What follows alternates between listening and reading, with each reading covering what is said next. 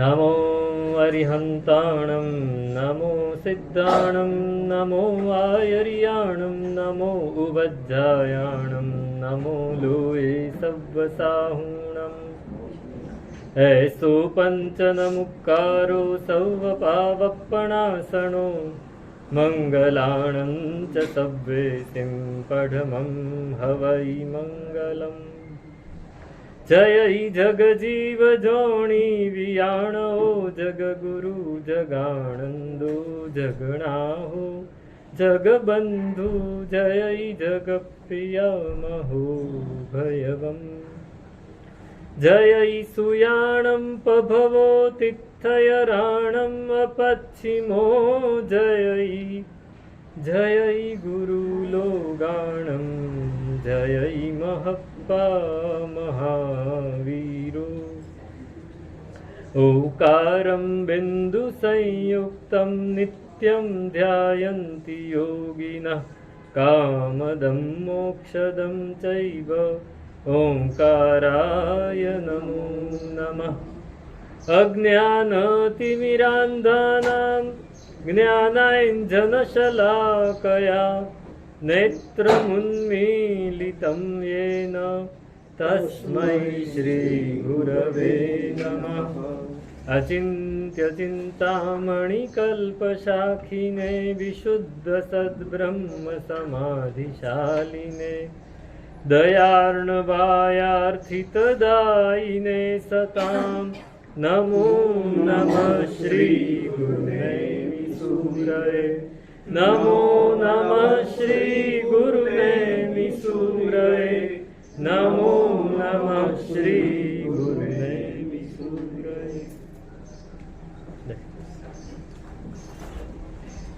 બસ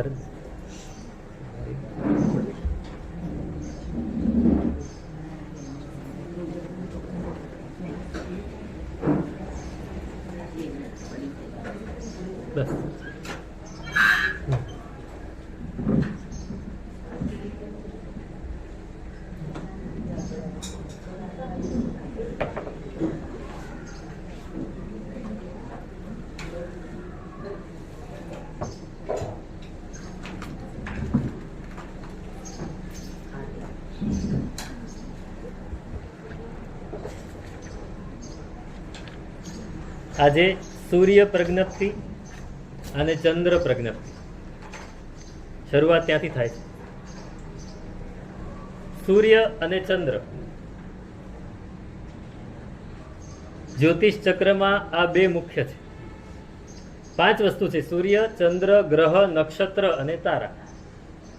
આ 5 જ્યોતિષ ચક્રમાં પણ મુખ્ય છે, જ્યોતિષ શાસ્ત્રમાં પણ મુખ્ય છે. બીજા બધા ગ્રહો એ ગ્રહમાં આવી જાય. સૂર્ય અને ચંદ્ર એ બે ઇન્દ્ર છે. આપણી થિયરી પ્રમાણે સૂર્ય અને ચંદ્ર એ ઇન્દ્ર છે અને ગ્રહ, નક્ષત્ર અને તારા એ દેવો છે. હવે આપણે એમ માનીએ છીએ કે જંબુદ્વીપ એમાં બરાબર વચ્ચે મેરુ પર્વત, અને મેરુ પર્વતની આસપાસ સૂર્ય, ચંદ્ર, ગ્રહ, નક્ષત્ર, તારા એ પ્રદક્ષિણા કરે. અત્યારનું આપણું સાયન્સ એમ કહે છે કે સૂર્ય વચ્ચે છે અને પૃથ્વી ને બીજા બધા ગ્રહો એને પ્રદક્ષિણા કરે છે. ચંદ્ર એ પૃથ્વીને પ્રદક્ષિણા કરે છે. ચંદ્ર એ પૃથ્વીનો ઉપગ્રહ છે.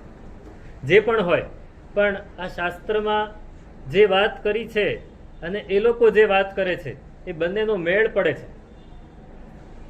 શાસ્ત્રમાં કહ્યું કે આ દિવસે સૂર્યગ્રહણ થાય અને એ લોકો ગણતરી કરીને કહે કે આ દિવસે સૂર્યગ્રહણ થાય. બંનેનો સમય એક સરખો આવે છે. બરાબર? એમણે અહીં સૂર્ય પ્રજ્ઞપ્તિમાં શું છે તો કે સૂર્ય એ કેવી રીતે પ્રદક્ષિણા ફરે, એના માંડલા એટલે એ ગોળ જે ચક્કર ફરે ને એક પ્રદક્ષિણા, એનું અંતર કેટલું હોય તો કારતક મહિનામાં કેટલું હોય, માગસરમાં કેટલું હોય, પોષમાં કેટલું હોય. જ્યારે વૈશાખ, જેઠ, અષાઢ આવે ત્યારે સૂર્ય આપણી એકદમ નજીક હોય એટલે ગરમી વધારે લાગે, અને કારતક, માગસર, પોષ માહ આવે ત્યારે સૂર્ય આપણાથી દૂર જતો જાય એટલે ઠંડી વધારે લાગે. હવે વૈજ્ઞાનિકો જુદી રીતે કહે છે, આપણા શાસ્ત્રમાં જુદી રીતે વાત કરી છે, પણ બંનેનું ફળ, બંનેનું જે રિઝલ્ટ છે એક સરખું મળે છે કે ગરમી આ રીતે વધે છે, ઠંડી આ રીતે વધે છે, ગ્રહણ આ રીતે થાય છે. બંનેની થિયરી જુદી છે. પણ પ્રેક્ટિકલમાં અર્થ આપણને સફળતા એટલે રિઝલ્ટ તો સરખું જ મળે છે. એ બધી વાત આ બે આગમમાં કરી છે કે સૂર્ય એ કેટલા ક્ષેત્રને પ્રકાશિત કરે. આપણે એમ માનીએ છીએ કે જંબુદ્વીપમાં 2 સૂર્ય અને 2 ચંદ્ર છે, એટલે બંનેનો પરિવાર તો 28 ગ્રહ હોય તો એ ડબલ થઈ જાય, 88 નક્ષત્ર હોય ડબલ થઈ જાય, અને તારા એક સૂર્ય સાથે ને એક ચંદ્ર સાથે 65,536 તારા હોય, 65,536 તારા હોય તો એ બધો જ ડબલ પરિવાર થઈ જાય. એટલે જ્યારે સૂર્ય આપણી દક્ષિણ તરફ, આપણે દક્ષિણ બાજુ છીએ, ભરત ક્ષેત્ર એ દક્ષિણ બાજુ છે, ઐરવત ક્ષેત્ર એ ઉત્તર બાજુ છે, તો આપણે દક્ષિણ તરફ જ્યારે જે સૂર્ય હોય એ સિવાય ઉત્તર તરફ પણ બીજો સૂર્ય હોય ત્યારે પૂર્વ પશ્ચિમમાં રાત હોય, જ્યારે ઉત્તર દક્ષિણમાં રાત હોય ત્યારે પૂર્વ પશ્ચિમમાં સૂર્ય હોય. આ રીતે આપણે જુદી રીતે અહીંયા થાય છે કે અહીંયા રાત હોય ત્યારે અમેરિકામાં દિવસ હોય, અને અમેરિકામાં રાત હોય ત્યારે અહીંયા દિવસ હોય. અત્યારે ત્યાં રાત પડી ગઈ છે, આપણાથી 10, 11 કલાક 12 કલાક એ લોકો પાછળ છે.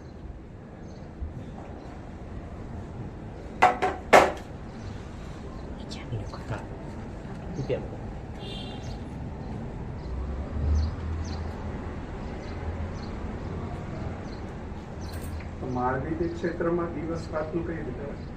મહાવિદ્ય ક્ષેત્ર પૂર્વ પશ્ચિમમાં છે, ત્યાં સેમ આપણી જેમ જ છે. એટલે આપણે જ્યારે અહીંયા દિવસ હોય ત્યારે ત્યાં રાત હોય, ત્યાં દિવસ હોય ત્યારે અહીંયા રાત હોય.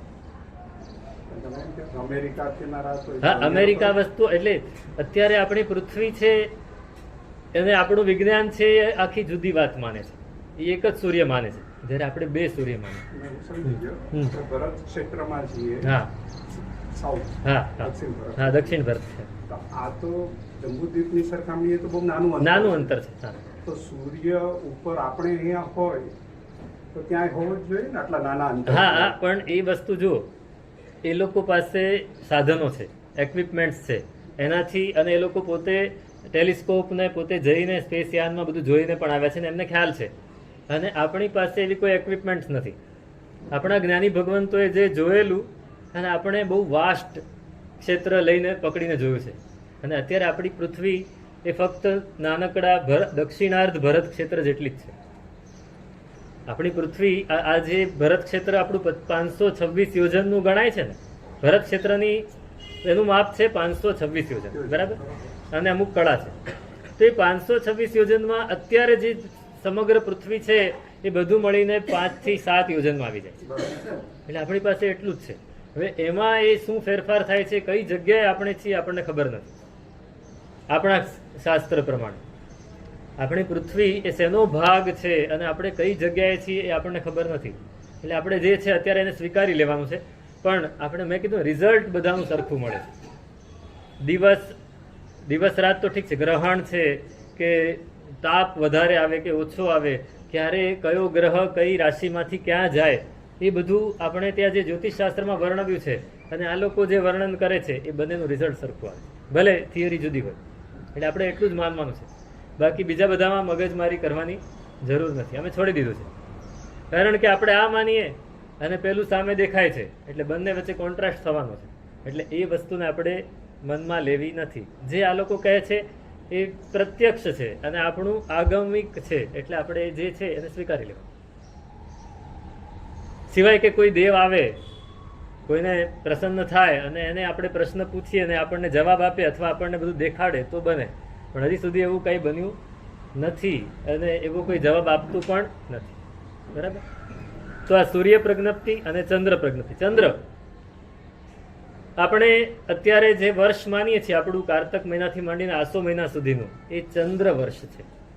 આપણે ચંદ્રની અપેક્ષાએ તિથિઓ આપણી થાય છે. જ્યારે આ લોકો જે વર્ષ માને છે, જે કેલેન્ડર ગ્રેગેરિયન કેલેન્ડર જે આપણે માનીએ છીએ જાન્યુઆરીથી માંડીને ડિસેમ્બર સુધી, એ સૂર્યને માનીને ચાલે છે. તો સૂર્યને માનીને ચાલે એટલે એનું પરફેક્ટ આવે, છતાં એને 4 વર્ષે 1 દિવસ વધારવો પડે, લીપ યર કરવું પડે, બરાબર.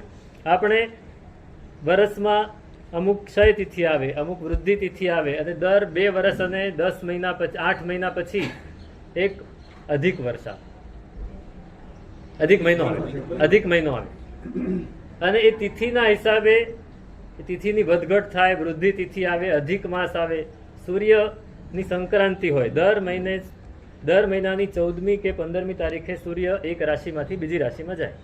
એને સંક્રાંતિ કહેવાય. આપણને બે સંક્રાંતિની ખબર છે, એક મકર સંક્રાંતિ અને એક ધન સંક્રાંતિ. ધનાર્ક અને મીનાર્ક આપણે બે માનીએ એટલે આપણને ખબર છે.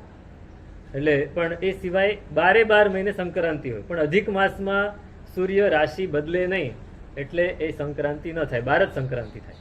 એટલે આપણે ત્યાં અધિક માસની વિભાવના મૂકેલી છે. હવે જુઓ, હા, એ લોકો માને છે, એ 12 સંક્રાંતિ ઉજવે છે. હા, ઉજવે છે. આપણે શું કહેતો હતો? હા, આર્દ્રા નક્ષત્ર. આર્દ્રા નક્ષત્ર દર વર્ષે 21 કે 22 જૂને જ આવે. કેમ કે સૂર્ય જ્યારે આર્દ્રા નક્ષત્રમાં પ્રવેશ કરે, દર 15 દિવસે સૂર્ય નક્ષત્ર બદલે અને દર મહિને રાશિ બદલે. એટલે એ રીતે સંક્રાંતિ અને નક્ષત્ર થાય. તો એ સૂર્ય કેલેન્ડર છે અને આપણું ચંદ્ર કેલેન્ડર છે.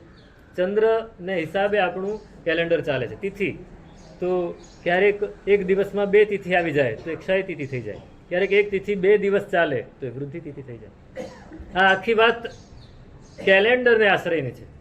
હવે તમને એક વાત અહીંયા મારે ખાસ એ કહેવી છે કે આ બધું જ શેને આશ્રયની છે? કેલેન્ડર. એટલે સૂર્ય ચંદ્રના ભ્રમણને આશ્રયને આપણે આ બધી વાત કરીએ છીએ. એને આરાધના સાથે કાંઈ લેવા દેવા નથી. એટલે આપણે આરાધનાની તિથિ કોઈ દિવસ ક્ષય કે વૃદ્ધિ કરતા નથી. અને આ આપણી પરંપરા છે કે બીજ, પાંચમ, આઠમ, 11, 14 અને પૂનમ, એવી રીતે વદ પખવાડિયામાં બીજ, પાંચમ, આઠમ, 11, 14 ને અમાસ, આ 12 તિથિ આપણે કોઈ દિવસ ક્ષય વૃદ્ધિ કરતા નથી. કેલેન્ડરના હિસાબે થઈ જાય પણ આરાધનાના હિસાબે ન થાય. કારણ કે જે બીજની આરાધના કરતો હોય, બીજ 2 આવે તો કઈ બીજે કરે, અને બીજનો ક્ષય થઈ જાય તો ક્યારે કરે? 14નો ક્ષય થઈ જાય તો શું કરવાનું? હવે ઘણીવાર એવું થાય કે આરાધના જ્યોતિષના પેલા કેલેન્ડરના હિસાબે 14 નો ક્ષય હોય તો પછી એ દિવસે શું કરવાનું?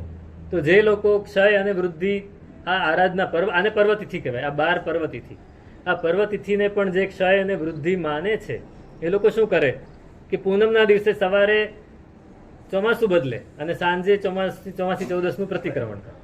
એટલે આ બધી ગરબડો થાય. એટલે આપણા મહાપુરુષોએ પહેલેથી જ આ વ્યવસ્થા રાખી કે આરાધનાની તિથિમાં ક્ષય વૃદ્ધિ કરવાની નહીં. મુહૂર્ત પ્રમાણે જોવું હોય તો જોવું પડે, કેમ કે એ કેલેન્ડરને અનુસરે છે મુહૂર્ત. આરાધના કેલેન્ડરને અનુસરતી નથી. આરાધના આપણા ભાવને અનુસરે છે અને દર 3જો દિવસ લેવાનો છે એમાં. એટલે 3જા દિવસને અનુસરવાથી આપણે બીજ, પાંચમ, આઠમ, 11, 14 ને પૂનમ કે અમાસ એનો ક્ષય વૃદ્ધિ કરતા નથી. આ આપણી માન્યતા છે અને આપણે એ પ્રમાણે આરાધના કરી આપણને કોઈ તકલીફ નથી આવતી. જે લોકો આ નથી માનતા એ આપણને મિથ્યાત્વી માને છે અને આપણને એમ કહે છે તમે આરાધના કરો છો તમારી ફોગટ જાય છે. કશું એવું છે જ નહીં. આરાધના હંમેશા ભાવ ઉપર આધારિત છે. એ તિથિને એની સાથે કાંઈ જ લેવા દેવા નથી. એ તિથિ ઉપર આખો સંઘનો ભેદ કરી નાખવો એ આખી બહુ ખરાબ વાત છે. છતાંય અત્યારે એ ચાલે છે. આપણે એ વિશે કંઈ કહેવું નથી. બસ આ તમને મેં જણાવ્યું કે તિથિ કઈ રીતે આપણે થાય છે. બરાબર? તો હા, પ્રમાણ માટે. હા, કે આપણને ખબર પડે કે ક્યારે આપણે આરાધના કરવાની છે.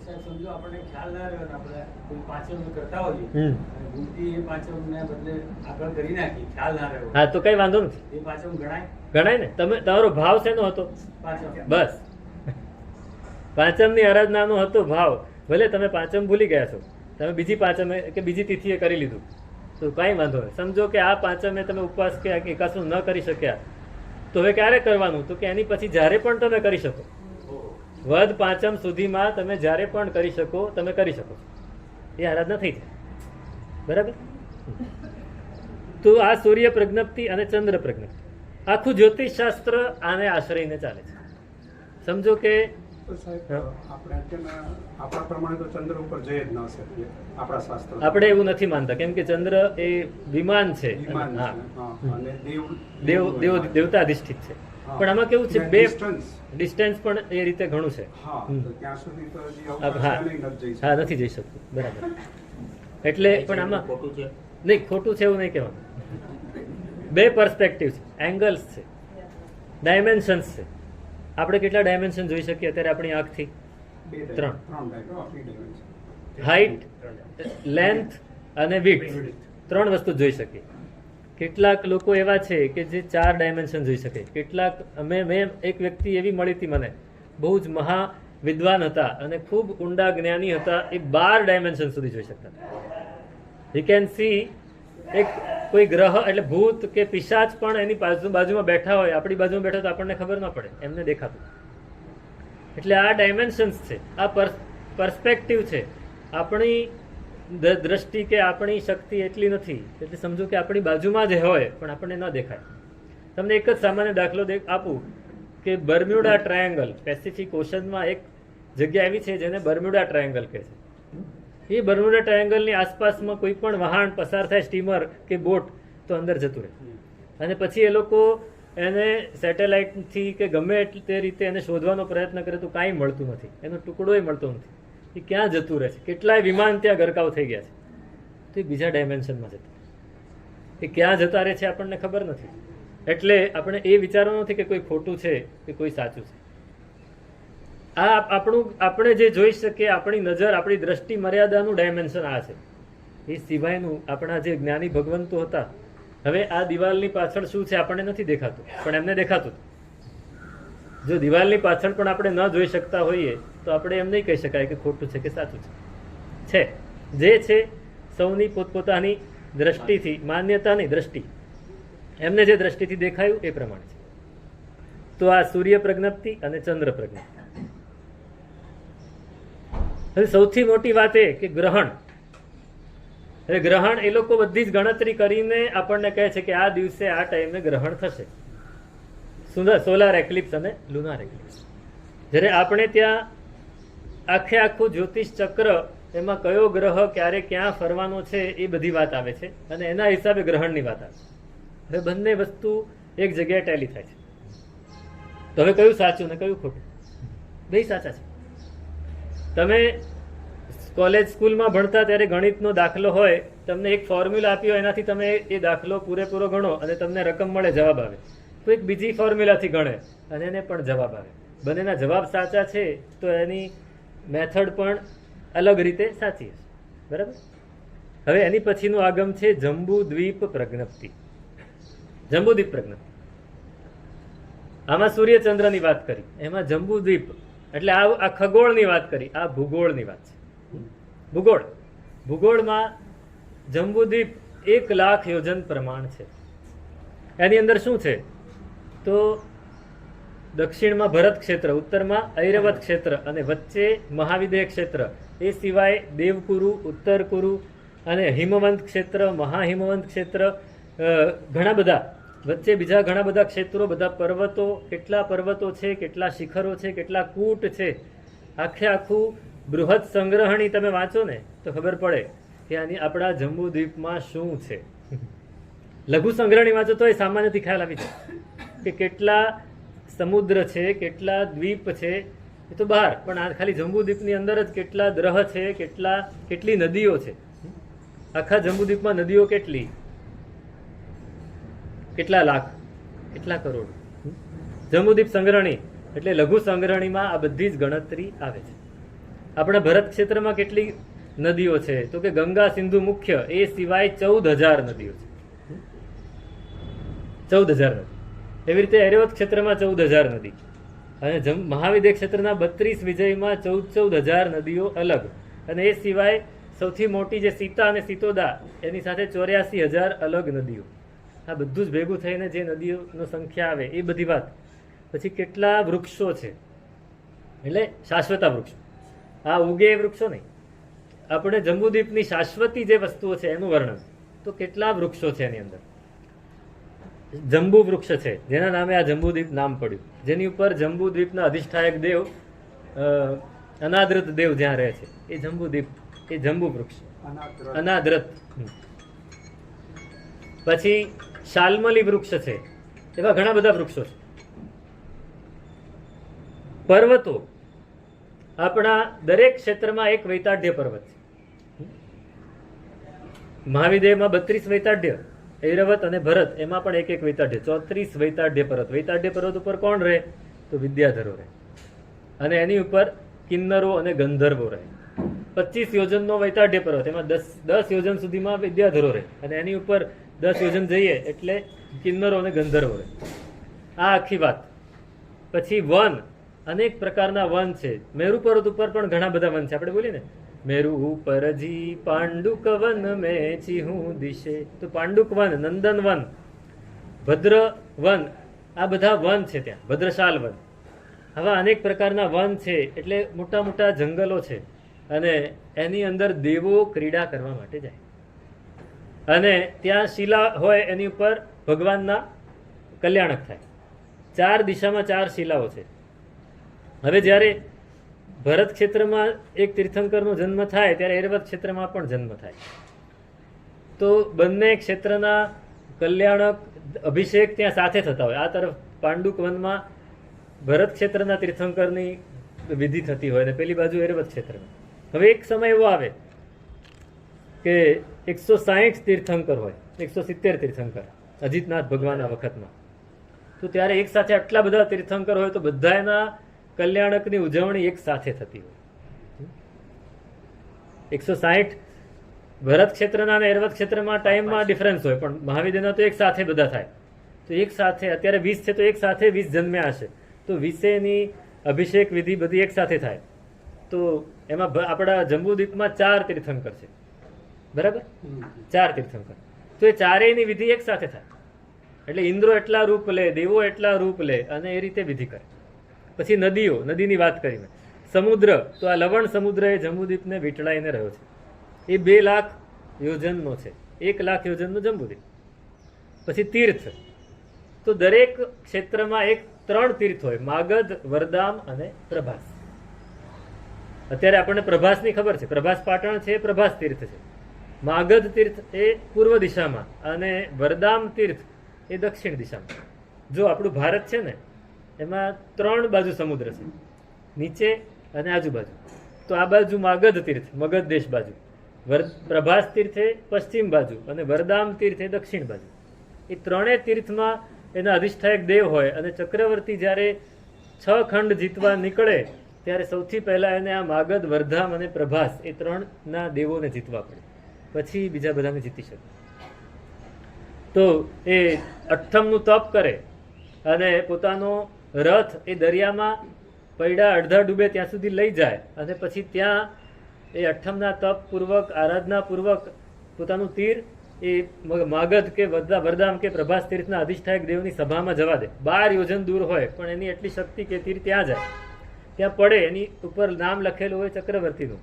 એટલે પહેલા તો એ દેવ ગુસ્સે થઈ જાય, પણ પછી તીર ઉપાડીને જુએ, વાંચે, ત્યાં તો ચક્રવર્તી નવા થયા છે. તરત જ ભેટનું લઈને આવે અને એમને વશ થઈ જાય, કેમ કે ચક્રવર્તી એની બધી તાકાત હોય. અને પછી એ 6 ખંડને જીતવા નીકળે. એનું ચક્રરત્ન એને લઈ જાય. ચક્રરત્ન 14 રત્ન છે ને, 14 રત્નના 1,000 અધિષ્ઠાયક દેવ છે. નવનિધિ એના 1,000 અધિષ્ઠાયક દેવ અને ચક્રવર્તીના 2 હાથ એના 1,000 અધિષ્ઠાયક દેવ. કુલ 25,000 દેવો હોય એમની પાસે સેવામાં. ચક્રવર્તી એ બધા યક્ષો હોય અને એ એમને લઈ જાય અને 1-1 ખંડ જીતતા જાય, 1-1 દેશને જીતતા જાય, 32,000 દેશોને જીતે. આ આખું વર્ણન આની અંદર છે કે ચક્રવર્તી કેવી રીતે 6 ખંડને જીતે છે. પછી દ્રહ, પદ્મદ્રહ. દ્રહ એટલે તળાવ, સરોવર. આપણી ગંગા અને સિંધુ નદી ક્યાંથી નીકળે છે? ગઈકાલે મેં કહેલું, ગંગોત્રીમાંથી જેમ નીકળે છે. એ ગંગોત્રી કઈ છે? આપણા હિસાબે એ પદ્મદ્રહ છે. અને પદ્મદ્રહમાં દેવી રહે છે, શ્રીદેવી. અલગ અલગ દ્રહમાં, અલગ અલગ વનમાં રી, શ્રી, આપણે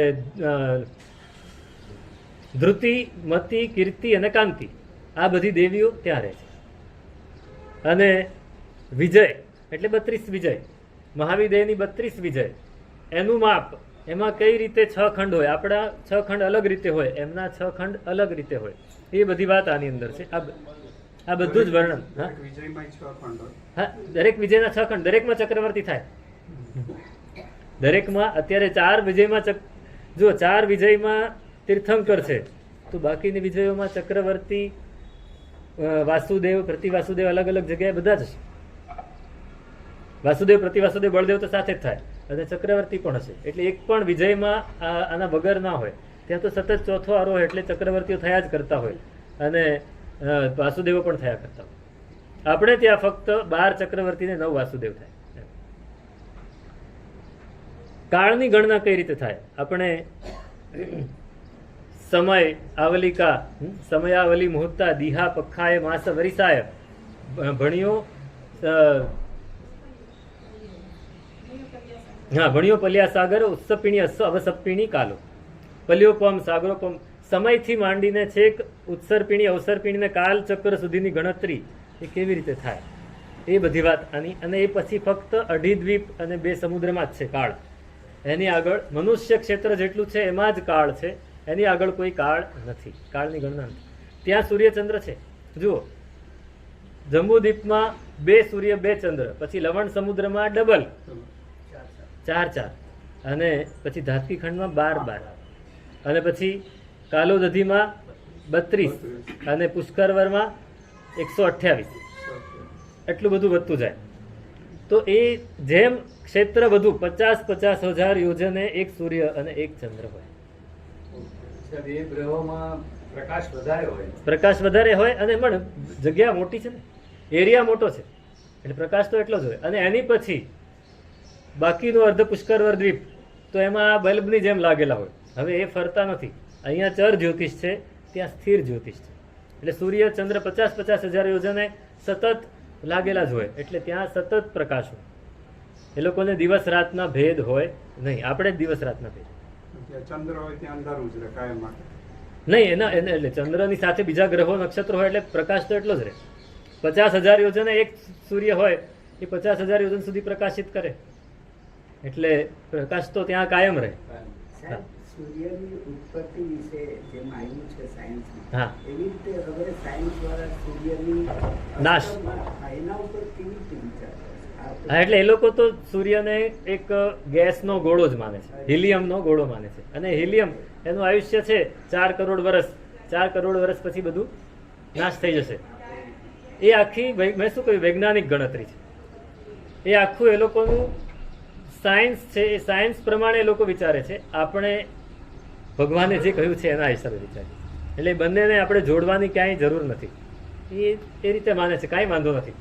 એમને દેખાય છે, પ્રત્યક્ષ દેખાય છે અને બધું પ્રત્યક્ષ. હવે એ લોકો એ વસ્તુમાં હજી પણ પૂરેપૂરા એ નથી કે આ બ્રહ્માંડની ઉત્પત્તિ કેવી રીતે થઈ. કોન્ફિડન્સ નથી. એ લોકો કહે છે બિગ બેંગ થિયરી, પણ એની માટે એ લોકો પાસે કોઈ પુરાવો નથી. એટલે આપણે કહીએ છીએ કે આ શાશ્વતું છે, અનાદિકાળથી છે અને અનંતકાળ સુધી રહેવાનું છે. જ્યારે નવા નવા ગ્રહો, નવા નવા નક્ષત્રો, નવી નવી આકાશગંગાઓ, નિહારિકાઓ. આપણી આકાશગંગા છે દૂધ ગંગા. એવી કેટલી છે આકાશગંગા? અબજો છે, અબજો આકાશગંગાઓ છે. એટલે આપણે તો એની સામે કાંઈ જ નથી. આપણો સૂર્ય એ આટલો મોટો છે પણ આકાશગંગાઓની સામે જોઈએ તો કાંઈ નથી. આ બધું વાંચીએ ને ત્યારે આપણને એ ખબર પડે કે આપણે જેનું અભિમાન કરીએ છીએ ને. આમાં દાખલો આપ્યો કે એક માણસ હતો, કોઈક રિયાસતનો જાગીરદાર હતો અને એને પોતાની રિયાસતનું બહુ જ અભિમાન હતું. એટલે જે પણ આવે એની સામે પોતાનો વટ દેખાડે. એમાં એક ગુરુ ભગવંત આવી ગયા અને ગુરુ ભગવાનની વ્યાખ્યાન હતું, વાચના હતી, એમાં એ પણ આવ્યા. બધું સાંભળ્યું પછી છેલ્લે પોતાનો વટ દેખાડ્યો કે મારું, હું તો આટલી રિયાસતનો માલિક છું. એટલે ગુરુ ભગવંતે એક નકશાનો કાગળ મંગાવ્યો કે ભારતનો નકશો લઈ આવો ભાઈ. ભારતનો નકશો લઈ આવ્યા. પછી એમને કીધું કે આમાં તમારું ગામ ક્યાં છે? આમાં તમારું ગામ ક્યાં છે? તો કે આમાં તો ન દેખાય. તો ગુજરાતનો લાવો. ગુજરાતનો નકશો લઈ આવ્યા, એમાં દેખાડ્યું તો કે આ રહ્યું મારું ગામ. તો તમારું ગામ કેવડું છે ગુજરાતના નકશામાં? એક ટપકા જેવું. ટપકું પણ. અને સમજો કે ગુજરાતના નકશામાં જે ટપકું દેખાય તો ભારતના નકશામાં કેવું દેખાય અને દુનિયાના નકશામાં કેવું દેખાય? અભિમાન છૂટી જાય. આ બધું વાંચીએ ને, આ બધું ફક્ત માહિતી માટે નથી. આપણું અભિમાન ઓછું થાય. આપણી પાસે કાંઈ જ નથી. આપણે આ બધાની સામે સાવ તુચ્છ છીએ. અને કેવા કેવા ચક્રવર્તી પણ જ્યાં કાંઈ ન ગણાય ત્યાં આપણી તો શું ગણતરી. તો અને કાળની ગણતરી. કાળ આપણું 100 વર્ષનું આયુષ્ય હોય સમજો કે કોઈ માણસ 100 વર્ષ જીવે તો ભાગ્યશાળી કહેવાય ને, પણ જેનું 1000 વર્ષનું આયુષ્ય હોય એની સામે. અને ભગવાન ઋષભદેવનું 84 લાખ પૂર્વનું આયુષ્ય હતું. એક પૂર્વ એટલે 84 લાખ ગુણ્યા 84 લાખ, એવા 84 lakh, 84 lakhs into 84 lakhs into 84 lakhs, એટલું એમનું આયુષ્ય. અને એમાં એની સામે આપણે ક્યાં આપણા કાળની શું ગણતરી? અને આપણને જે સમય મળ્યો છે એ આરાધનામાં જાય. આપણી કોઈ ગણતરી નથી. અનંતો કાળ છે, એમાં આપણી કોઈ જ ગણતરી નથી. મેં એકવાર દાખલો આપેલો, આપણે ગિરિરાજની તળેટીમાં ઊભા હોઈએ ત્યારે આપણને બધું મોટું મોટું દેખાય, પણ આપણે બાબુના દેરાસરે જઈએ તો થોડું નાનું થઈ જાય, સમવસરણના દેરાસરે જઈએ તો હજી નાનું થાય, કીર્તિ સ્તંભે જઈએ તો હજી નાનું થાય, અને હવે હિંગળાજના હડે જઈને ઊભા રહીએ તો, અને ઉપર ગિરિરાજના દેરાસરે આદિનાથ ભગવાનના દેરાસરની શિખર ઉપર જઈને ચડીને જોઈએ તો શું લાગે? બધું ઝીણું ઝીણું લાગે. બસ આપણી ગણતરી કાંઈ જ નથી. એ આ બધું જાણીએ ત્યારે ખબર પડે. આની પછીનું અધ્યયન છે નિરયાવલિકા. નરકમાં કોણ કોણ ગયા?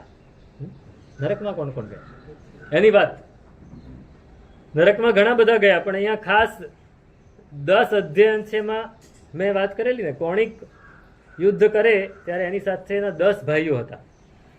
સૈનિક રાજાની બીજી 10 રાણીઓના દીકરા, કાલ, સુકાલ, મહાકાલ વગેરે 10 અહીંયા નામો આપ્યા છે.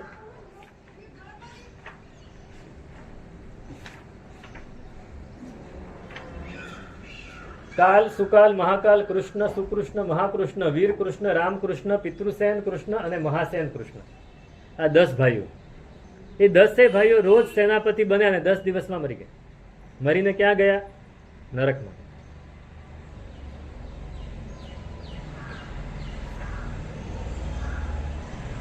કાલ કુમાર સૌથી પહેલા 4થી નરકમાં ગયા. અને આ બધાએ ત્યાંથી નીકળીને બધાએ પાછા જુઓ, આ વાત કેવી છે કે બધાએ નરકમાં ગયા છે, ત્યાંથી નીકળીને મનુષ્ય બનશે મહાવિદ્ય ક્ષેત્રમાં, અને ત્યાં દીક્ષા લઈને આરાધના કરીને મોક્ષે જશે. એક અવતારી છે. નરકમાં ગયા છતાં પણ એક અવતારી છે.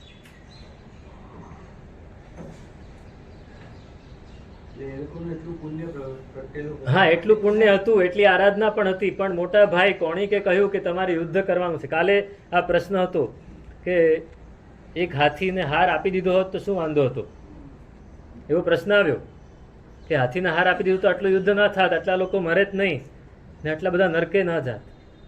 પણ પહેલી વાત કે એવી જ ભવિતવ્યતા હતી.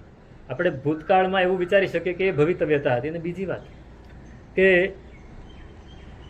આપણે અત્યારે જે યુગમાં જીવીએ છીએ ને ત્યાં આપણે કોમ્પ્રોમાઇઝ કરવાનું વિચારતા હોઈએ છીએ, પણ રજપૂતો હતા, ક્ષત્રિયો હતા, એ કોઈ દિવસ કોમ્પ્રોમાઇઝ ન કરે. મરી જવું હોય, મરી જવું કબૂલ, પણ કોમ્પ્રોમાઇઝ નહીં કરવાનું. હજી આજથી 50, 100, 150 વર્ષ પહેલાના રજપૂતોને જુઓ ને તો મરી ફીટતા હતા. આપણું ભારત એમાં જ વધારે માર ખાધો. હા, કે એકબીજા મળે નહીં અને બધાએ મરી ફીટવા તૈયાર, કેસરિયા કરવા તૈયાર, પણ કોઈ એક મુત્સદ્દીપણાથી લડવા માટે કોઈ તૈયાર નહીં. મુત્સદ્દી વટ જ નહોતી, સરળતા હતી. મરી જવું, પણ પાછી પાની નહીં કરવું, પીછેહટ નહીં કરવું. એટલે આટલું મોટું યુદ્ધ થયું અને એમાં આટલા લોકો મરી ગયા. તો એ સેચનક અને એનો હાર એ તો નિમિત્ત હતું ફક્ત, પણ જે ભાવિ હતું, નિયતિ હતી, ભવિતવ્યતા હતી, એ થઈને રહી. બધા જ મહાવિદેયમાં મોક્ષે જવાના છે, 10 ભાઈઓ આ નિરયાવલિકામાં. પછી કલ્પાવતંસિકા, એની પછી બીજું જ સૂત્ર છે કલ્પાવતંસિકા. એમાં આ જે 10 ભાઈઓ નરકે ગયા એના દીકરાઓ, કાલનો દીકરો પદ્મ, સુકાલનો મહાપદ્મ, પછી મહાકાલનો ભદ્ર, એવી રીતે 10 ભાઈઓના 10 દીકરાઓ, એ લોકોને બોધ થયો. પરમાત્મા, એ લોકો યુદ્ધમાં નહોતા ગયા, નાના હતા, મોટા થયા, રાજા બન્યા, લગ્ન પણ કર્યા, અને પછી ભગવાનની દેશના સાંભળીને પ્રતિબોધ થયો. બધાએ દીક્ષા લીધી. 10 રાજકુમારો, એમાંથી 8 રાજકુમારો 1 થી 8 દેવલોકમાં દેવ થયા. પહેલા દેવલોકમાં, બીજો બીજા દેવલોકમાં, ત્રીજો ત્રીજામાં, એમ આઠમો આઠમામાં, નવમો એ 11મા દેવલોકમાં અને 10મો એ 12મા દેવલોકમાં. આ બધા દેવો થયા. આવતા ભવે મહાવિદ્ય ક્ષેત્રમાં મનુષ્ય બનીને મોક્ષે જશે. આવી આરાધના, કેવી આરાધના કરીને આવ્યા છે પૂર્વ ભવની, કે એકાવતારી થઈ ગયા. તો આ કલ્પાવતંસિકાની વાત છે. ત્રીજો વર્ગ છે કલ્પાવતંસિકા પછી છે પુષ્પિકા સૂત્ર, પુષ્પિતા. આ બહુ સમજવા જેવું છે. આની અંદર 10 દેવો અને દેવીની વાત છે. એમાં ચંદ્ર, અત્યારે આપણો જે ચંદ્ર છે એ ચંદ્રના જે ઇન્દ્ર છે એ કેવી રીતે બન્યા, સૂર્ય ઇન્દ્ર છે એ કેવી રીતે બન્યા, શુક્ર ગ્રહ એ કેવી રીતે બન્યા. પછી એક દેવી છે બહુપુત્રિકા દેવી, એનું વર્ણન છે. પછી પૂર્ણભદ્ર, માણીભદ્ર, આ અત્યારે આપણા જે માણીભદ્ર નહીં, આ વૈમાનિક દેવ છે. પછી દત્ત, શિવ, બળ અને અનાદૃત, આ 10 દેવ. એમાં ચંદ્ર, સૌથી પહેલા ચંદ્રની વાત છે કે પૂર્વ ભવમાં શ્રાવસ્તી નગરીમાં એ એક વેપારી હતા, એનું નામ હતું અંગતિ. પાર્શ્વનાથ ભગવાનની પાસે દેશના સાંભળી પ્રતિબોધ થયો, દીક્ષા લીધી. દીક્ષા ખૂબ સરસ રીતે પાળી, છઠ અઠ્ઠમ વગેરે ઘણી તપશ્ચર્યા કરી. હવે જે સાધુ બને, દીક્ષા લે, અવશ્ય વૈમાનિક દેવલોકમાં જાય. પણ આમને વિરાધના કરી, કંઈક વિરાધના એવી કરી, કંઈક નાનકડી પણ વિરાધનાઓ સંયમ જીવનમાં કરી. સંયમ જીવન પાળવું બહુ દુષ્કર છે. એ આ રીતે અમે પાળીએ છીએ ને, અમને ખબર છે કે નાની નાની વાતમાં વિરાધના થઈ જાય. નાની નાની વાતમાં વિરાધના થાય ત્યાં સુધી વાંધો નહીં, પછી એની આલોચના કરવી પડે, એનું પ્રાયશ્ચિત કરવું પડે. જો એ રહી ગયું તો ખોટી જગ્યાએ જતા. હવે તમે કલ્પના કરો કે સાધુ બને, આટલી સરસ ભગવાનના શિષ્ય બન્યા છે, આટલી સરસ આરાધના કરી છે, પણ કંઈક વિરાધના એવી થઈ કે વૈમાનિક દેવલોકમાં ન ગયા, સારી ગતિ બાંધી. એટલે ચંદ્રના પણ જ્યોતિષ દેવલોક એ સારી ગતિ ન કહેવાય, વૈમાનિક દેવલોક એ સારી ગતિ કહેવાય. ઇન્દ્ર બન્યા છે, સમ્યક્તિ હતા એટલે ઇન્દ્ર બન્યા છે ચંદ્રના, પણ છતાંય એ સુગતિમાં ન ગયા. આ બહુ સમજવા જેવી વાત છે કે સાધુ બન્યા પછી પણ જો વિરાધના થાય અને વિરાધના થયા પછી એનું પ્રાયશ્ચિત ન થાય, આલોચના ન થાય, તો દુર્ગતિએ જવું પડે.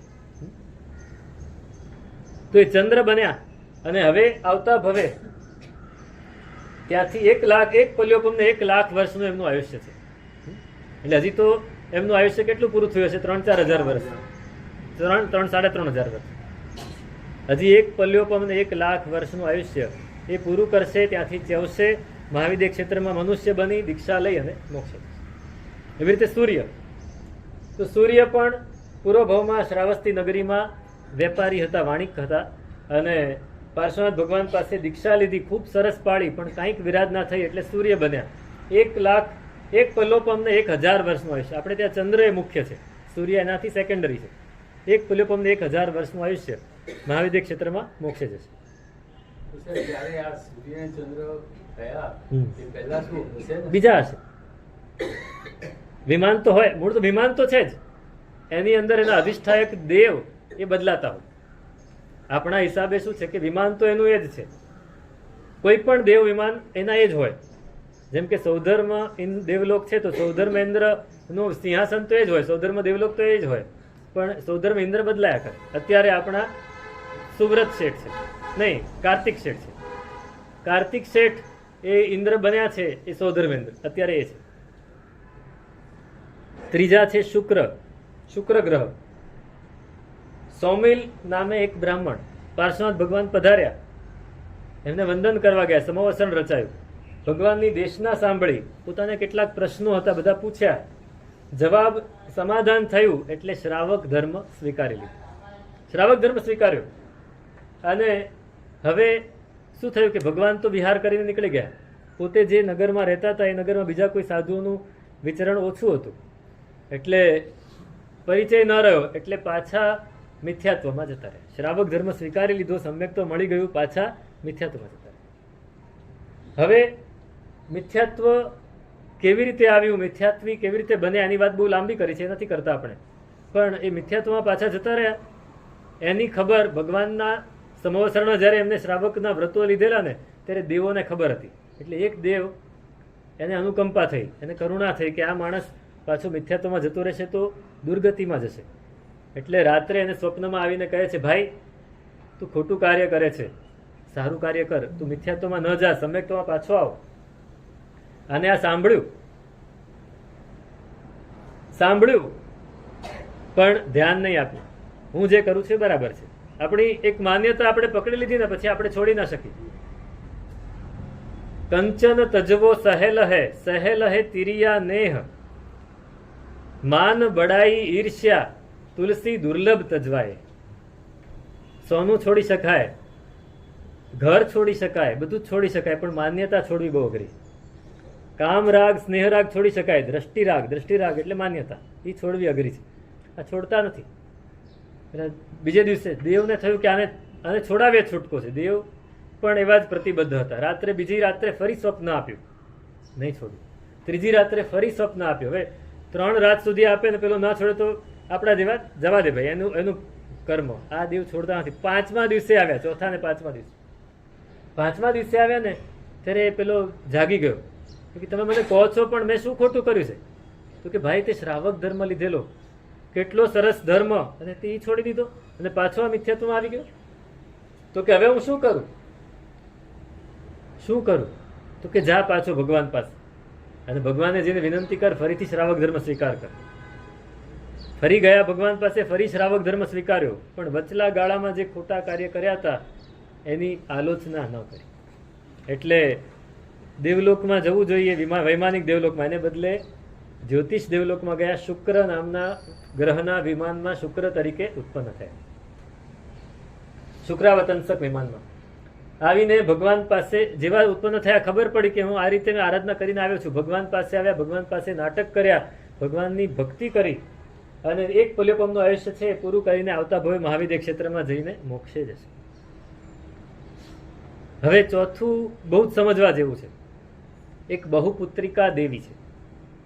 ભગવાન સમોસરમાં બિરાજમાન હતા ત્યારે એક દેવી આવી, એની સાથે નાના નાના બાળક રૂપે દેવો ઘણા બધા હતા, અને એની આખો પરિવાર હતો. એની સાથે આવ્યા અને ભગવાનની ભક્તિ કરી, ભગવાનની સામે નૃત્ય ગાન વગેરે કર્યું ને પછી જતા રહ્યા. ગૌતમ સ્વામી ભગવંતે પૂછ્યું કે ભગવંત આ શું છે? તો કે પૂર્વભવમાં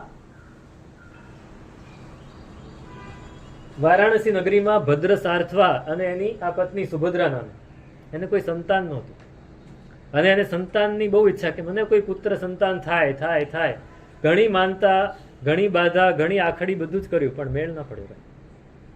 એટલે એક દિવસ શું બન્યું કે કોઈ સાધ્વીજી ભગવાન પધાર્યા હતા. હવે બધાની પાસે જાય, એને થયું આ સાધ્વીજી ભગવાનને જઈને પૂછું. ગયા એની પાસે, એને પૂછ્યું તો કે અમે આ સાવધ્ય વાત છે, આ સંસારની વાત છે, એમાં અમે પડીએ નહીં, અને એને બદલે તું ધર્મની આરાધના કર, ધર્મથી બધું જ થાય. આ વાત સાંભળીએ પણ નહીં અમે, અને તું ધર્મ કર, આ બધું છોડી દે, આ બધું નહીં વિચાર. આપણા પુણ્યમાં, આપણા નસીબમાં જે હોય, ભાગ્યમાં હોય એ થવાનું છે. સમજાવ્યું, સમજી લીધું, શ્રાવક ધર્મ સ્વીકાર્યો. એટલે થોડા વર્ષ થયા ને પછી એને થયું કે હવે સંતાન તો હવે નહીં થાય, ઉંમર થઈ ગઈ છે. એટલે પતિ પાસે રજા માગી અને દીક્ષા લીધી. દીક્ષા ખૂબ સરસ પાડે છે. હવે દીક્ષામાં સાધ્વીજી ભગવાન છે, લોકોના ઘરે વોરવા જાય. વોરવા જતા જતા લોકોના ઘરમાં તો બાળકો હોય, એ બાળક જોઈને પાછી બાળકની આસક્તિ જાગે. એટલે હવે શું કરે? દીક્ષા તો લઈ લીધી છે, એટલે બાળકોને ભેગા કરીને એને રમાડે છે. રોજ પોતાનો સ્વાધ્યાય કરવાનો હોય, સાધના કરવાની, એને બદલે શું કાર્ય કરે છે? બાળકોને રમાડે. એટલે ગુરુ ભગવંતે, ગુરુણીજીએ ના પાડી કે આવું નહીં કરાય. આપણે અને બાળકોની સેવા, પેલી સારવાર કરે. કોઈ બાળક માંદું પડે તો એને દવા આપે, કોઈને સાચવે, કોઈને બહાર જવું હોય શ્રાવિકાને તો મારે ત્યાં મૂકી દેજો બાળક. શું કહેવાય ને? ડે કેર, બેબી સિટિંગ થઈ ગયું. ગુરુ ભગવંતે ના પાડી કે આવું આપણાથી ન કરાય. આ સાંસારિક સાવધ્ય કર્મ છે, એ આપણે કરાય નહીં. આ ગૃહસ્થોની વયાવચ સાધુ કોઈ દિવસ કરે નહીં. આ વાત સમજાવી પણ એ સમજ્યા નહીં. વારંવાર કહ્યું એટલે ખોટું લાગી ગયું. હવે આપણી આ માનસિકતા છે, ખોટું બહુ જલ્દી લાગી જાય. ખોટું લાગી ગયું એટલે શું કર્યું? ગુરુ ભગવાનથી, ગુરુણીજીથી જુદા રહીને બીજા ઉપાશ્રયમાં રહેવા માંડ્યા, બીજી વસ્તીમાં રહેવા માંડ્યા. હવે ત્યાં કોઈ પૂછવા વાળું હતું નહીં, એટલે આખો દિવસ આ જ કર્યું. અને એને લીધે થયું શું? મન આરાધનામાં સાધનામાં રહેવું જોઈએ એ ન રહ્યું, અને એમાં ને એમાં કાળ ધર્મ પામીને દીક્ષા હતી એટલે દેવી તો થયા, વૈમાનિક દેવલોકમાં દેવી થયા, પણ એવા દેવી થયા એનું નામ બહુપુત્રિકા, એની આસપાસ બધા દેવો બાળકનું રૂપ રહીને જ રહે અને ભગવાનની પાસે પણ આવે તો બાળકના રૂપવાળા જ બધા દેવો એની સાથે આવે. ગૌતમ સ્વામી ને ભગવાન કહે છે કે આવું, અને હવે સાહેબ એનું આયુષ્ય કેટલું, તો કે 4 પલ્યોપમનું આયુષ્ય છે એનું, એ પૂરું કરીને આવતા ભવે ભરત ક્ષેત્રમાં બિભેલ નામનું નગર છે, ત્યાં સોમા નામે બ્રાહ્મણની દીકરી થશે, એનું લગ્ન થશે ત્યાંના રાઠોડ સાથે, અને એ રાઠોડ સાથે લગ્ન થશે. આ પૂર્વભવની બહુ ઈચ્છા હતી ને, ત્યાં એને 32 દીકરા દીકરી થશે, અને એને સાર સંભાળ કરતા કરતા બહુ થાકી જશે. પછી એમ વિચારશે કે જેને સંતાન ન હોય એ સારું. પછી કોઈક સાધ્વીજી ભગવાનના સમાગમમાં આવી એની પાસે વ્રત સ્વીકારશે, શ્રાવક ધર્મ, દીક્ષા લેવાની ઈચ્છા હોય તો નહીં મળે એટલે શ્રાવક ધર્મ સ્વીકારશે, અને શ્રાવક ધર્મ પાડીને પાછા દેવલોકમાં દેવ થશે, અને ત્યારથી સૌધર્મ દેવલોકમાં 2 સાગરપમના આયુષ્યવાળા દેવ થશે. ત્યાંથી નીકળી મહાવેદ્ય ક્ષેત્રમાં જઈ મનુષ્ય ભવ પામી ચારિત્ર અંગીકાર કરીને મોક્ષે જશે. હવે આવું પણ આ જુઓ, મૂળ વાત અહીંયા આ છે કે આપણે કેવી આરાધના કરીએ, અને એમાં કેટલી નાની નાની પણ વસ્તુ આપણે માનીએ કે આ તો કરવું જ જોઈએ, પણ એ પણ વિરાધના થઈ જાય. શ્રાવક ધર્મમાં અને સાધુ ધર્મમાં આ બંનેમાં ખૂબ સાવધાનીપૂર્વક વ્રતનું પાલન કરવું પડે. એવી રીતે પૂર્ણભદ્ર, માણીભદ્ર, દત્ત, શિવ, બળ અને અણાઢી, આ 4 છે ને આ વિરાધના વાળા હતા. આ 6 છે એ આરાધક હતા. પૂર્વભવમાં ભગવાનની દેશના સાંભળી દીક્ષા લીધી, અને પછી સૌધર્મ દેવલોકમાં દેવ થયા, એકાવતારી દેવ, અને આવતા ભવે મહાવિદ્ય ક્ષેત્રમાંથી મોક્ષ જશે. એની વાત આ પુષ્પિતા સૂત્રમાં છે. આટલી વાત આપણે અહીંયા રાખીએ. હવે જ્ઞાતા ધર્મકથાની વાર્તાઓ થોડી બાકી છે એ વિચારી લઈએ.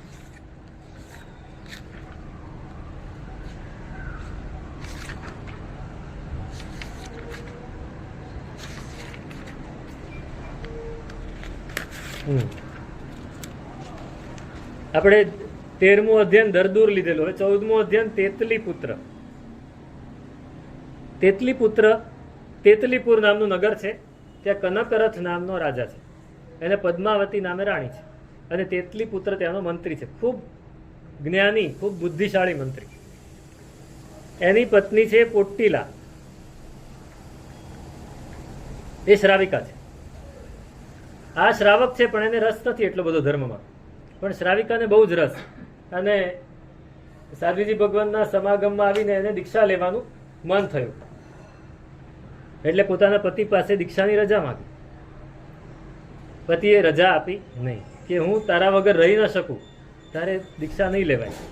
તો પેલી કે ના, મને દીક્ષા લેવી જ છે. વારંવાર માગે, વારંવાર રજા માગે, એટલે એક દિવસ આ કંટાળ્યો, હું રજા આપું, પણ એક શરત. તો કઈ શરત?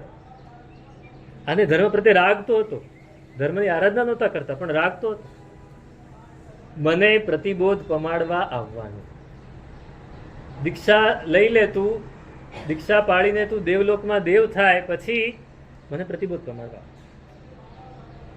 પેલી સ્વીકાર. જુઓ, સાચો પ્રેમ હોય ને તો થાય. સાચો પ્રેમ હોય તો એ અવશ્ય પ્રતિબોધ કરવા આવે. દીક્ષા લીધી, ખૂબ સરસ રીતે પાળી, અને અનશન કરીને કાળધર્મ પામીને દેવલોકમાં દેવ થયા.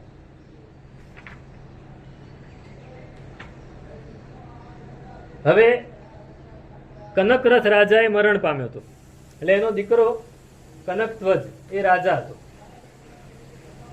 એ પણ તેતલીપુત્ર મંત્રીની ઉપર ખૂબ આદર રાખતો. હવે આ તરફ પેલા પોટ્ટીલા જે એમની પત્ની હતા એ દેવ બન્યા છે, એને જોયું, વચન આપેલું પ્રતિબોધ પમાડવા આવીશ, એટલે એને આવીને વિચાર્યું, સ્વપ્ન આપ્યું તેતલીપુત્રને, ભાઈ આપણો સમય હવે થઈ ગયો છે, હવે દીક્ષા લેવાની છે, બોધ થતો નથી. જો આ દુર્લભ બોધિ કહેવાય. સુલભ બોધિ એટલે એક જ મેઘકુમાર છે, એક જ દેશનામાં દીક્ષા લેવાનું મન થયું, સુલભ બોધિ. ત્યારે આ દુર્લભ બોધિ છે, ને આવીને દેવ કહે છે, ભાઈ સંસારમાં કાંઈ નથી, તું દીક્ષા લઈ લે, મન નથી થતું, દુર્લભ બોધિ છે. બીજી વાર કહ્યું, ત્રીજી વાર કહ્યું, ચોથી વાર કહ્યું, 10 વાર કહ્યું, નથી માનતા. હવે શું કરવાનું? એટલે એને રાજાના મનમાં દેવ માયાથી એવી વાત ઘુસાડી કે મંત્રી છે એ રાજા બનવા ઈચ્છે છે ને રાજાને મારી નાખવા ઈચ્છે છે. આવું મગજમાં બેસાડી દીધું. એટલે રાજા એનાથી વિમુખ થયો. એટલે તિતલી પુત્ર મંત્રી જ્યારે રાજાની પાસે જઈને પ્રણામ કર્યા તો રાજા એની સામું જોયું નહીં, મોઢું ફેરવી લીધું. એટલે એને દુઃખ થયું કે આટલા વર્ષોથી હું સેવા કરું ને રાજાએ કેમ મોઢું ફેરવી લીધું? હવે શું થશે? હવે શું થશે? રાજા મોઢું ફેરવી લે એટલે સમજી લેવું કે હવે થોડા જ સમયમાં પૂરું થઈ જશે. ગમે તે વાંકમાં લાવીને સજા કરીને જેલમાં નાખી દેશે કે મારી નાખશે. એ મંત્રી ડરી ગયો. હવે કરવું શું? તો આપઘાત કરવા ગયો. કે મારું નામ બગડે, મરી જવું એ કબૂલ, પણ નામ નહીં બગડવું જોઈએ. એટલે આપઘાત કરવા માટે તલવાર લઈને ગળે મારવા જાય છે, પણ તલવાર તૂટી ગઈ. 10 વાર તલવાર તૂટી ગઈ. દોરડું બાંધ્યું, દોરડું તૂટી ગયું. ઝેર ખાવા ગયો તો ઝેર ખોટું નીકળ્યું. ઉપરથી કૂદકો માર્યો તોય બચી ગયા. બધી જ જગ્યાએ દેવ બચાવે છે. કંટાળી ગયો. હવે કરવું શું? એટલે થાક્યો. કહે છે કે ત્યારે દેવે ફરી સપના આપ્યું. બોલ, દીક્ષા લે છે? તો કે દીક્ષા લઈ લો, પણ એક શરત. તો શું? તો કે રાજાને પાછો મારી ઉપર ખુશ કરો. એ વિમુખ થઈ ગયો છે મારી ઉપર, એને અભાવ થઈ ગયો છે, પાછો બદલાઈ જાય એનો ભાવ. કેમ કે મારે ઇજ્જત સહિત દીક્ષા લેવી છે. ઇજ્જત વગર મનુષ્ય આપણને ઇજ્જતની પડી હોય બહુ. દેવી કે થઈ જશે, તારે દીક્ષા લેવાની નક્કી કર્યું. રાજા પાછો એની ઉપર રાજી થયો. પછી એને રજા માગી અને દીક્ષા લીધી. અને દીક્ષા લઈને અને જાતિ સ્મરણ જ્ઞાન થયું. ખ્યાલ આવ્યો કે આ તો મારા પત્ની જે દેવ છે એ જ છે. અને દીક્ષા લઈ દુઃખ અને અપમાન થાય ને તો જ આપણે ધર્મની આરાધના કરી શકીએ. મૂળ વાત અહીંયા એ છે. ભગવાન એ કહેવા માંગે છે કે આપણને જો આઘાત આવે ને, આઘાત આવે તો આપણે આગળ વધીએ. ગૌતમ સ્વામીને આઘાત લાગ્યો ને તો કેવલ જ્ઞાન થયું. જો આઘાત ન લાગ્યો તો કેવલ જ્ઞાન નહીં થાય. ભગવાન જો રહ્યા જ હોત ને તો એમને કેવલ જ્ઞાન ન થાય. પણ આઘાત આપ્યો ભગવાને કે જા ભાઈ, હું હવે જાઉં છું, તું બહાર જા, એમ કરીને મોકલી દીધી. તો આમને પણ દીક્ષા લીધી અને આરાધના કરી અને મોક્ષે ગયા. આ તેતલી પુત્ર અધ્યયન છે. 15મું અધ્યયન છે નંદી અધ્યયન. નંદી, આ જુદું નંદી અધ્યયન છે. આપણું નંદી સૂત્ર જુદું છે. આ નંદી અધ્યયનમાં એવું છે કે નંદી નામનું વૃક્ષ છે. નામ નંદી વૃક્ષ. એના ફળ એટલા સરસ દેખાય, સ્વાદમાં પણ બહુ મીઠા, પણ ખાધા પછી ઝેર ચડી જાય. ખાધા પછી ઝેર ચડી જાય. ખૂબ ઝેરી આ ફળ છે. ચંપા નગરીનો એક સાર્થવા છે ધન્ય નામનો, એ પોતાનો સાર્થ લઈને નીકળ્યો છે. ફરતા ફરતા અલગ અલગ નગરમાં જતા જતા એ એક જંગલમાં આવ્યા. અને જંગલમાં આ નંદી વૃક્ષો ઘણા હતા. એટલે જંગલમાં દર વખતે આવતો તો એને ખબર હતી. પોતાના માણસો અને સાર્થમાં જેટલા પણ સાથે હતા એ બધાને કહી દીધું કે આ જંગલમાં તમે જાઓ તો નંદી વૃક્ષના આવા ફળ હશે, આવો રંગ હશે, એની આવી સુગંધ હશે, એની પાસે જતા નહીં. એની પાસે પણ જતા નહીં. આફ્રિકાના જંગલમાં આજે પણ એવા વૃક્ષો છે, ભારતમાં પણ છે અમુક જગ્યાએ, કે ત્યાં એ જંગલ, એ વૃક્ષોની નીચેથી કોઈ પસાર થાય ને તો વૃક્ષ એને ઉપાડી લે. વૃક્ષની ડાળો હોય એ આ નીચે ફેલાયેલી હોય, ખબર ના પડે. જેવો માણસ ત્યાં જાય એને પકડી લે, ઉપર જાય અને એના શરીરમાંથી લોહી માંસ બધું ખેંચીને એને હાડપિંજર કરી દે. માનવભક્ષી વૃક્ષ. આવા વૃક્ષો છે. એ જંગલમાં જવાનું હોય તો બરાબર સાવધાનીથી એવા વૃક્ષોને દૂરથી જોઈને એનાથી દૂર રહીને ચાલવું. એમ અહીંયા પણ આ સાર્થવાએ કહી દીધું કે આ વૃક્ષો છે, એના ફળ આવા છે, એની સુગંધ આવી છે, એની પાસે જતા નહીં, એની સુગંધ લેતા નહીં. લોકો બધા ગયા, નીકળ્યા. હવે પહેલેથી સૂચના કરેલી, ફરીથી વાત કીધી, બધાને સાવધાન કરી દીધા. પણ કેટલાક લોકો એવા હોય કે જેની ના પાડી હોય પહેલા કરતા. મેં કહેલું ને કલ્પસૂત્રમાં 33મું લક્ષણ હોય કે પોતાનું ચાલે નહીં અને બીજાનું માને નહીં, એને 33મું લક્ષણ. તો આ 33મું લક્ષણ હતું. ઘણા લોકો એવા હતા કે સાર્થવા તો કયા કરે, આટલું સરસ વૃક્ષ, આટલા સરસ ફળ, આટલી સરસ સુગંધ, તો એનો સ્વાદ પણ સારો જ હશે. એટલે તો પહોંચી ગયા ની નીચે. બધાને આપણે અરે ત્યાં ન જાઓ, અરે શું ત્યાં ન જાઓ, કેટલું સરસ અહીં મજા આવે છે, કેટલી સુગંધ આવે છે, ઠંડક કેટલી છે. અરે એ ઠંડક નથી, એ ભ્રમ છે. ભ્રમ છે, ભ્રમણા છે. માન્યા નહીં. અહીંયા સુવામાં થોડી વાર શું વાંધો છે, આરામ કરી લઈએ. બેઠા થોડી વાર આરામ કર્યો, પછી સુગંધ આવવા માંડી પેલા ફૂલ અને પુષ્પ ફળની, એટલે મન થઈ ગયું સૂંઘીએ તો ખરા હાથમાં લઈને. ફળ તોડ્યા અને સૂંઘે છે. સૂંઘે એટલે શું થાય? વધારે મન થાય. વધારે મન થયું, ઈચ્છા થઈ ગઈ, ખાવું છે. છરીથી કાપ્યું અને જ્યાં એક ટુકડો મોઢામાં નાખે, અરે આના જેવો સ્વાદ બીજો નથી. ફટાફટ ફટાફટ આખું આખું ખાઈ ગયા. અને થોડી વાર થઈ મોઢામાંથી ફીણ નીકળવા માંડ્યા, ગળું પકડાયું અને મરી ગયા. પોટાશિયમ સાયનાઇડ જેવું એનું ઝેર હોય, એનાથી મરી ગયા. તો જેટલા લોકો એ ફળ ખાધા એ બધા મરી ગયા. જેટલા લોકોએ સૂંઘ્યા એને કંઈક ને કંઈક રોગ થયા, પણ જેટલા દૂર રહ્યા એ બધા સુખી થયા. આ સંસાર આવો છે. આ સંસારની અંદર જે સુખો છે એ આ નંદી વૃક્ષના ફળ જેવા છે. દેખાય છે બહુ જ સારા, અને એને ખાવાનું મન થઈ જાય, એને સૂંઘવાનું મન થઈ જાય, એને હાથમાં લેવાનું મન થઈ જાય એવા છે. પણ જે એનાથી દૂર રહે છે એ સુખી થાય છે. જે એની અંદર જતા રહે છે અને સંસારમાં ડૂબી જવું પડે છે. આ વાત આ દાખલો આપ્યો છે આ નંદી વૃક્ષના ફળનો. પછી 16મું અધ્યયન છે અપરકંકા અધ્યયન. અપરકંકા એટલે ધાતકી ખંડમાં એક નગર છે અપરકંકા.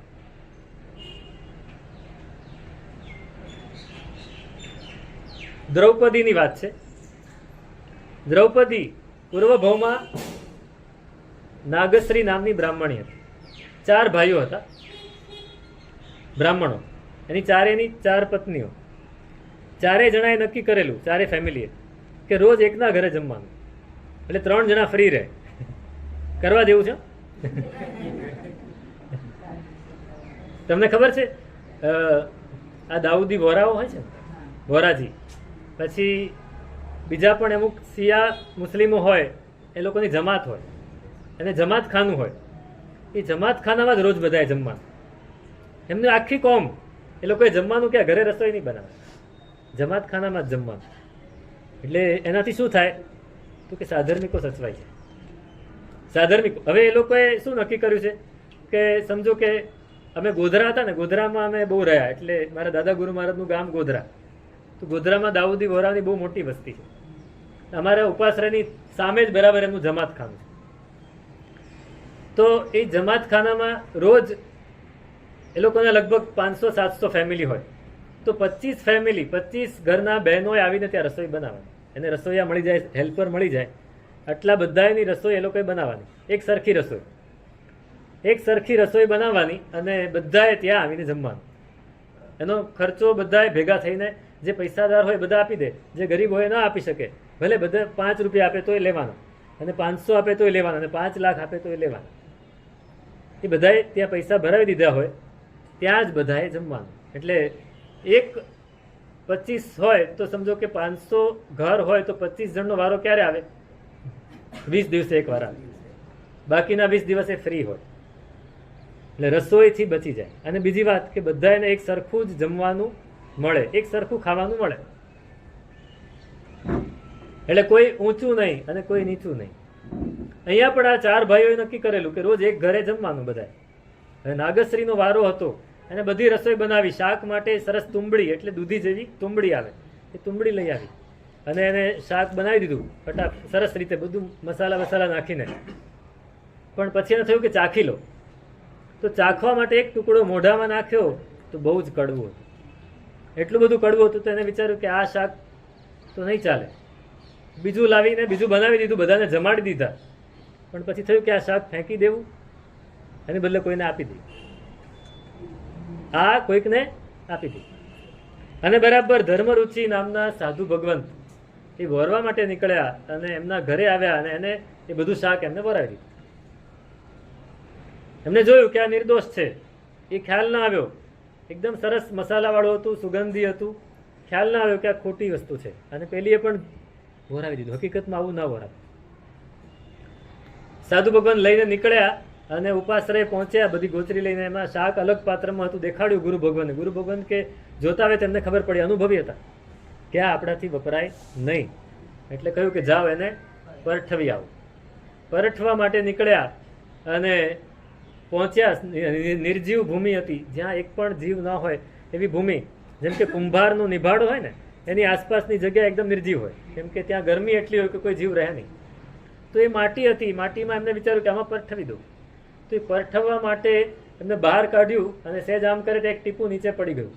એની ગંધ હતી, એની ગંધથી કીડીઓ દૂરથી દોડીને આવી અને જેવું ખાધું કીડીઓ મરી ગઈ.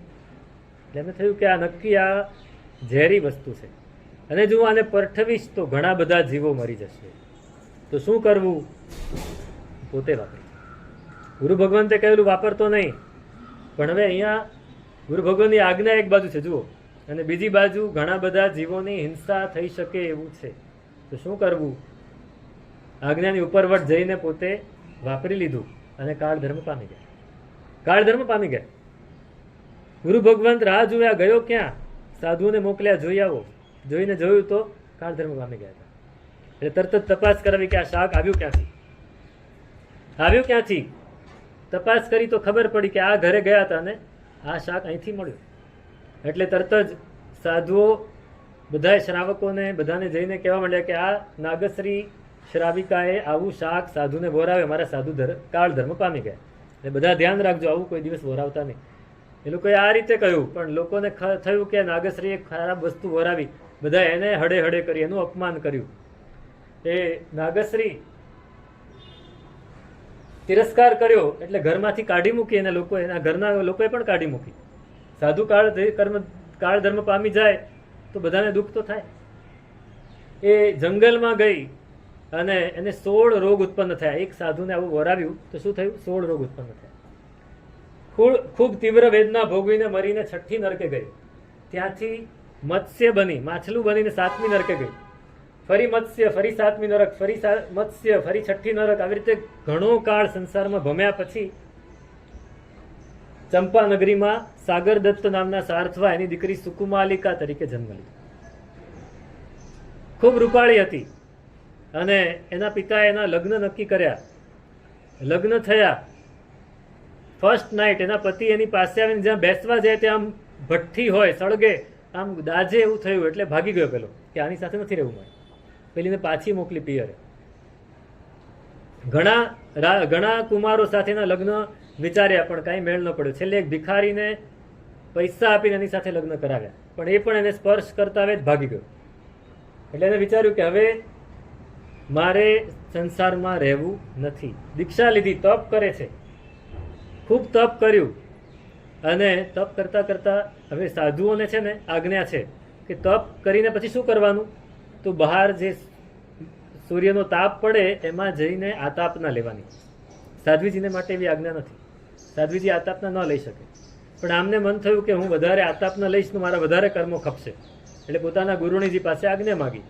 ગુરુણીજીએ ના પાડી, છતાંય જઈને આતાપના લેવા માંડ્યા.